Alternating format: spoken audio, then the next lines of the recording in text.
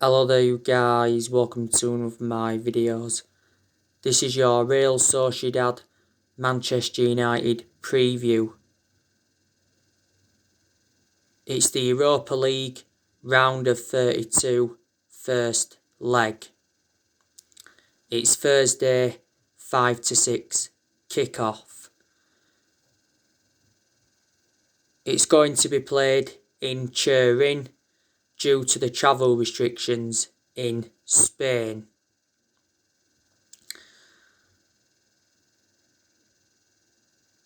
Now, the Europa League is definitely a priority for Manchester United. It's a chance of us getting some silverware on the board this season. We got to the Europa League semi-finals last season. We did lose to Sevilla 2-1. We won the Europa League back in 2017 under the Jose Mourinho era. We beat Ajax in the final 2-0. Real Sociedad,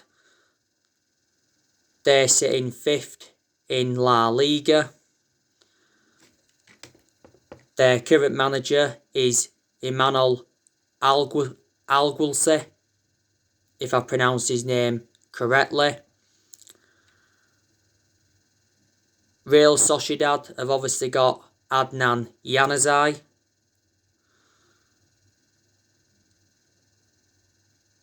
He says he has nothing to prove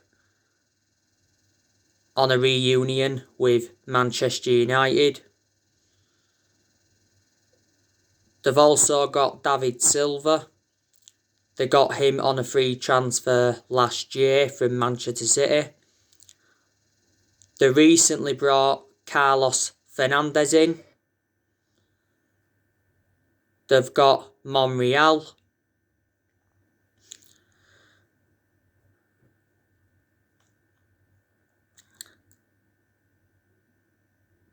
They've got Lopez.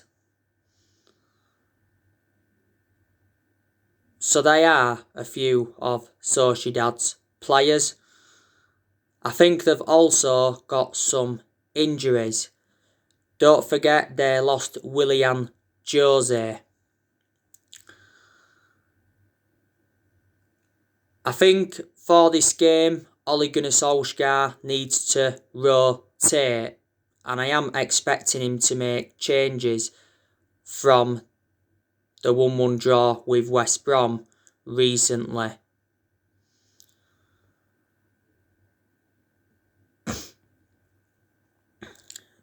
We've got to get back to winning ways.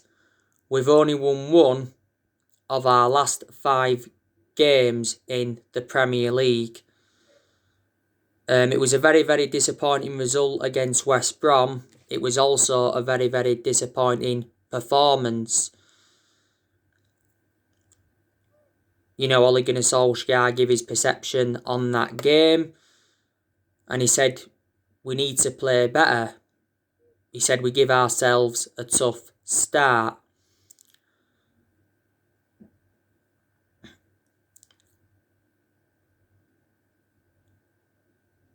Obviously, Harry Maguire said after the game against West Brom that it was certain that it was a penalty because Harry Maguire got brought down in that game. But actually, Ole Gunnar Solskjaer disagreed with him because he said Harry Maguire was in an offside position. Solskjaer said after the 1-1 draw with West Brom that we are still in the title race. And he said we will not settle for second in the title race. But that's just Solskjaer playing mind games, really. Because Solskjaer made an admission after our 3-3 draw with Everton and said we shouldn't be considered as title chasers. I've totally now disregarded the title, and a lot of Manchester United fans have. It looks like City are going to win the Premier League because they are 7 points in front of us with a game in hand, I think. We haven't won the Premier League title since 2013. But now our aim is to finish in the top 4, and I can almost assure that Man United will finish in the top 4. But like I said to you earlier on, Solskjaer must win a trophy at Manchester United to avoid the sack. Because we haven't won a trophy since 2017. And a club of our stature needs to be winning trophies.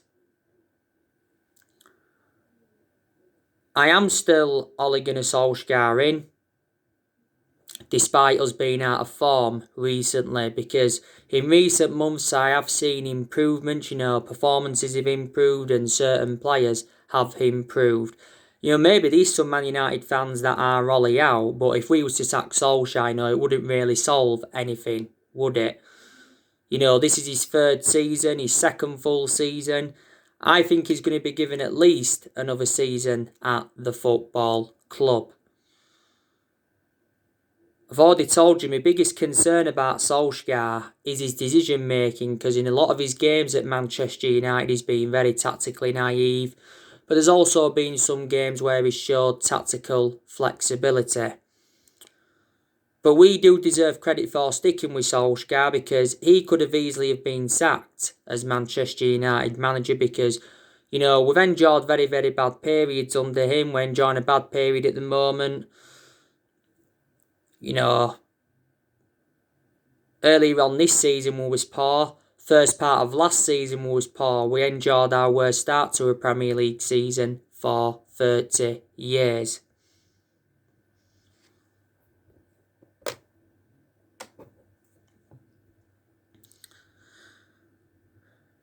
But I am not sure if he's the long-term manager for Manchester United. He is our 4th permanent manager since the Sir Alex Ferguson era. We've sat 3 managers since Ferguson. That was David Moyes, Louis van Gaal and Jose Mourinho. And we're not even really known as a sacking football club. I think Solskjaer is probably the best manager since Ferguson. Certainly a much better manager than David Moyes was. But we've got to give Solskjaer credit. He's got us to the FA Cup quarter-finals. It's going to be a very, very difficult game, though, against Leicester. He got us to the EFL Cup semi-final this season. Lost that to Man City 2-0. Solskjaer did well last season in his first full season at the club. Got us qualification for the Champions League. Got us 3rd and he guided us to 3 semi-finals. So, in total, he's got us to 4 semi-finals. It will be 5 semi-finals if we get to the FA Cup semi. And we went on a 19-game unbeaten run in all competitions last season.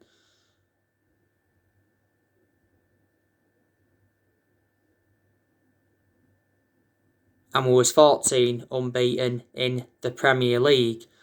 Went on a 13-game unbeaten run in the league earlier on this season until Sheffield United had beaten us. So you can see the improvements.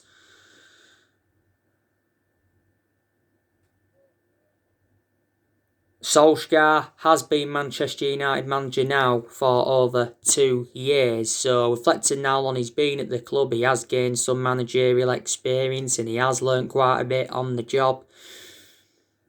Man United is the 3rd club in his managerial career. Solskjaer has got a contract with the football club until 2022. He did recently say that we'll wait until the end of the season to begin contract talks with Solskjaer.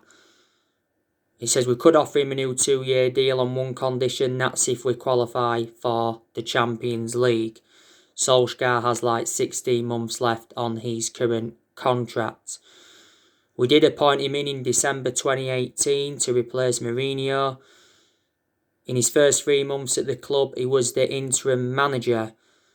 Won 14 games out of 19 in all competitions as interim manager, so obviously the club decided to give him the job permanently back in March 2019. A lot of United fans said we did give him the job too soon.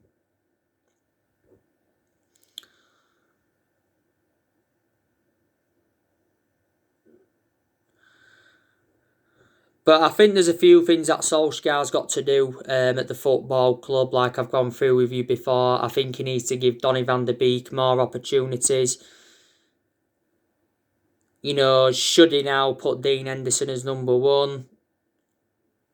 I think he needs to take Lindelof out of the team and put Bay there instead of Victor Lindelof, because I've got strong reservations about Victor Lindelof.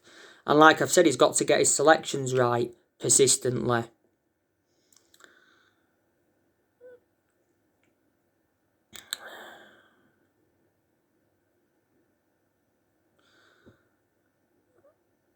And I think this year's summer transfer window is very, very important for Man United.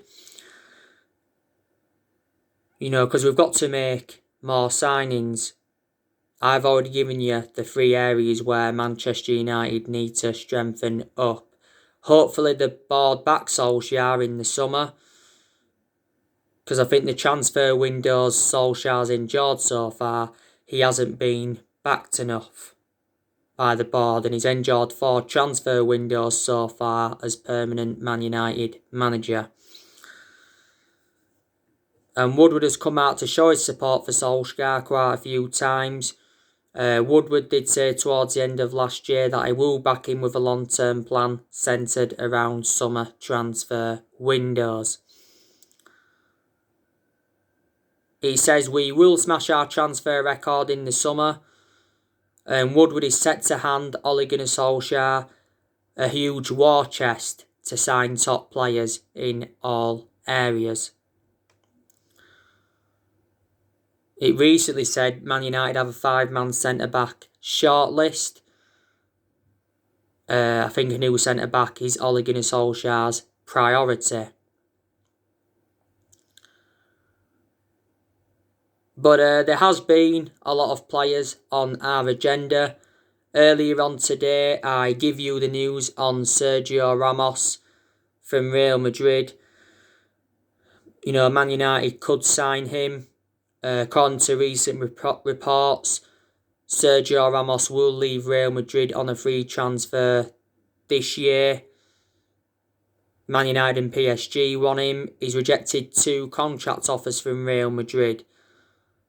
And Sergio Ramos said the other week that he wants to join Manchester United. If we was to get him, it would be only short term because he is the age of 34. But I think he'd go very, very well alongside Harry Maguire in our back line. Ramos has been at Real Madrid for 16 years, so he's been a long-serving player. You already know the news on Jules Koundé.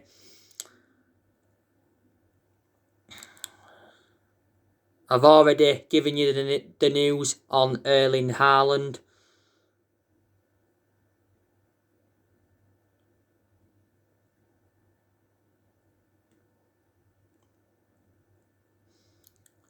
Ole Gunnar Solskjaer recently made a new admission regarding Erling Haaland, and he said he's following his progress at Borussia Dortmund. Solskjaer opened up on Erling Haaland relationship. And we do know that Ole Gunnar Solskjaer would love to sign Erling Haaland because Solskjaer knows the player well. Solskjaer said not so long ago that our summer transfer plans could be affected by the coronavirus pandemic. But despite the pandemic, I still am expecting us to do business in the summer, because it was a disappointing January transfer window for us, because we only saw one arrival, and that was Amad Diallo Traore. I think Amad Diallo Traore is going to be a good asset for the first team. He's been doing very, very well for the under-23s, but Solskjaer did say a few times during the January transfer window that he wasn't expecting any signings. But the board has been one of the biggest problems at the club for several years, reflecting how poor our recruitment policy's been. We've also overpaid for players, and none of the managers have been backed enough since Ferguson left. Woodward's been at the club since 2012, and the Glazers have been at the football club since 2005.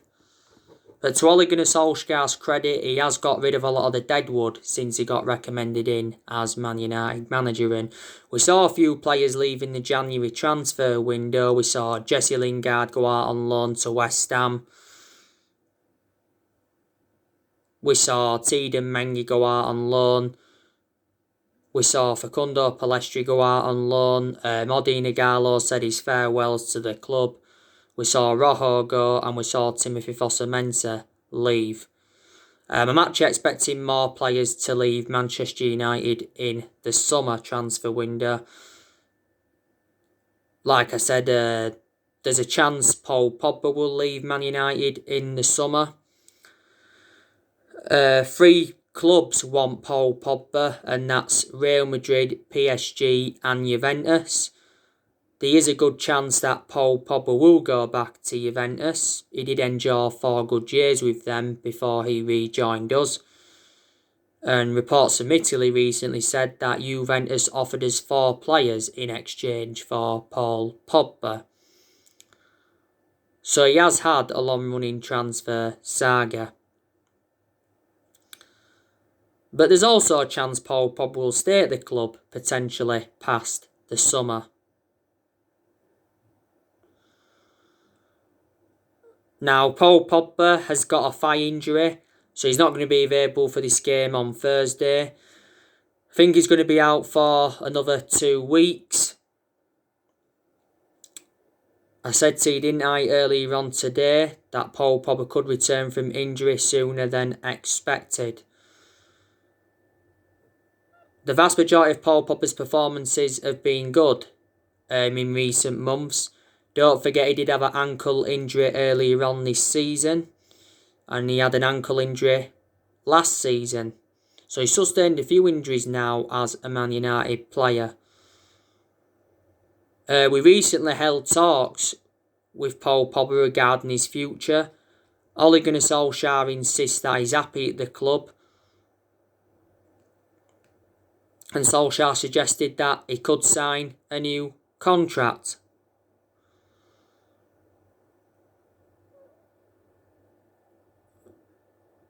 Paul Pogba's agent Mino Raiola recently admitted that he's working quietly on Paul Pogba's transfer to avoid offence, and he refused to comment on Paul Pogba's future.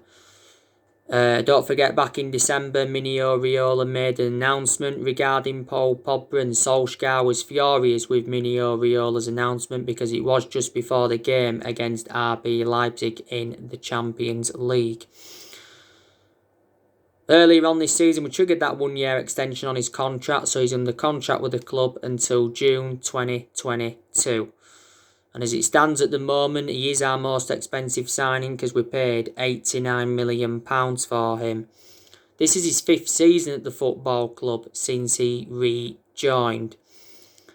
I think it said last month, though, that Paul Pogba was considering making a U-turn at the club, and he contradicted his agent Mino Raiola for the 2nd time.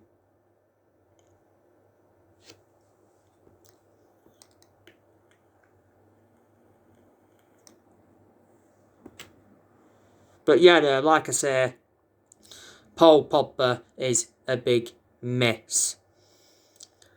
I think there's a good chance Juan Mata will depart the club in the summer. Juan Mata's current contract expires in June.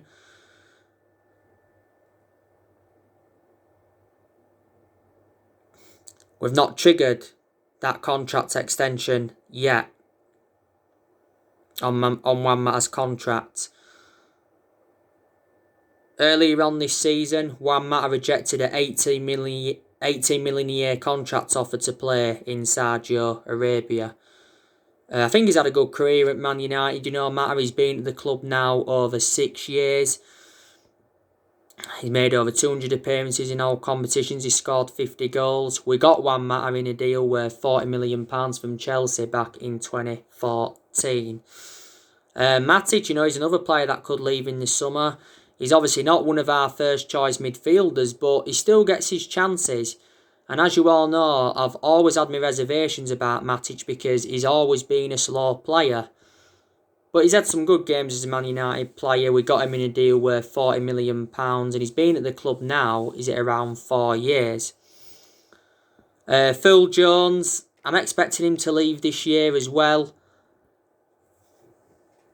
I'm actually surprised that I didn't leave in January, but Ole Gunnar Solskjaer said that Jones is going to be given a second chance. He's been out with injury for the past 12 months.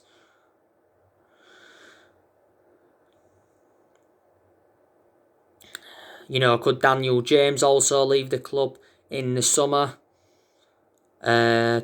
Should we consider selling Anthony Martial? Does Martial have a long-term future at Manchester United? Well, Martial's obviously been out of form for the vast majority of this season. I've got to say now Edinson Cavani has overtaken him.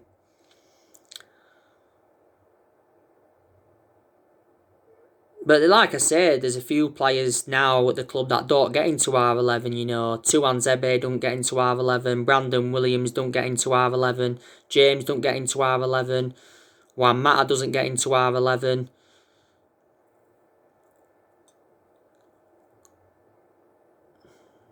Yeah, there is a few.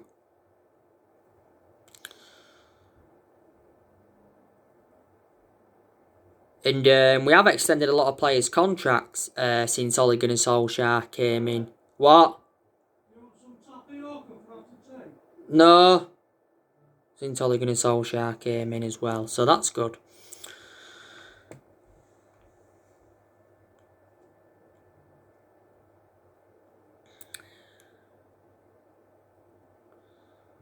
Ole Gunnar Solskjaer is inheriting players from other managerial eras as well. Don't forget. Like I've said to you on my recent videos, Solskjaer must deal with the goalkeeper situation. That's actually what Gary Neville come out and said.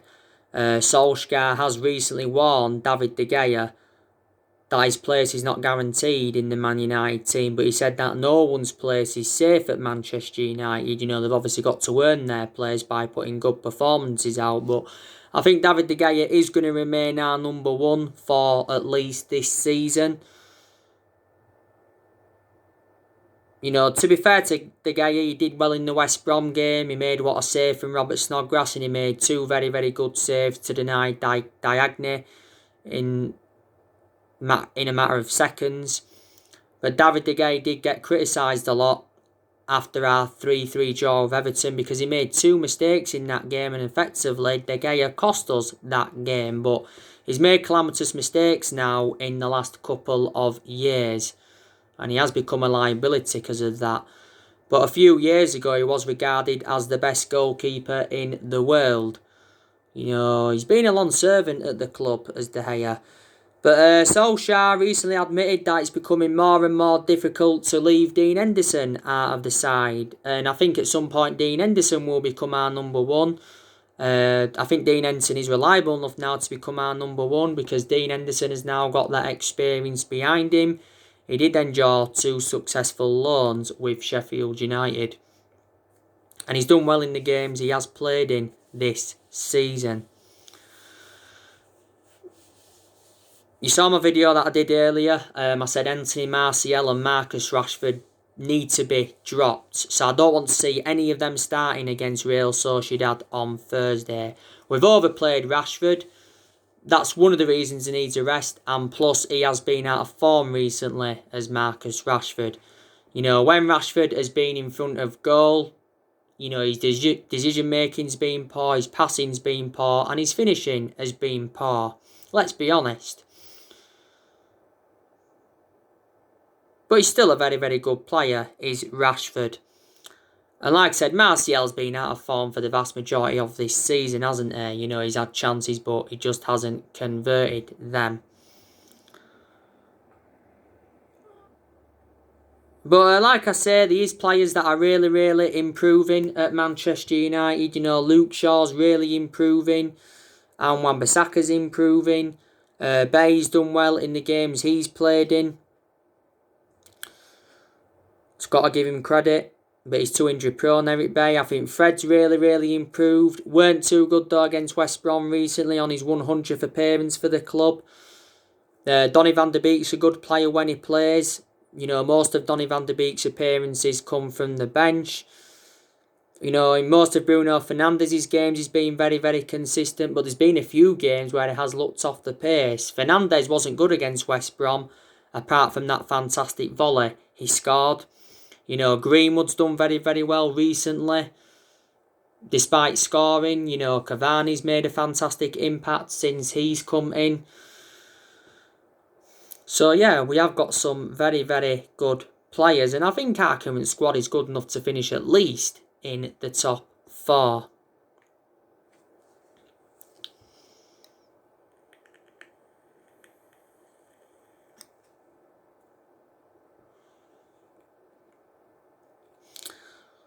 But on my next video anyway, I'll be giving you my starting 11 prediction for this game against Sociedad.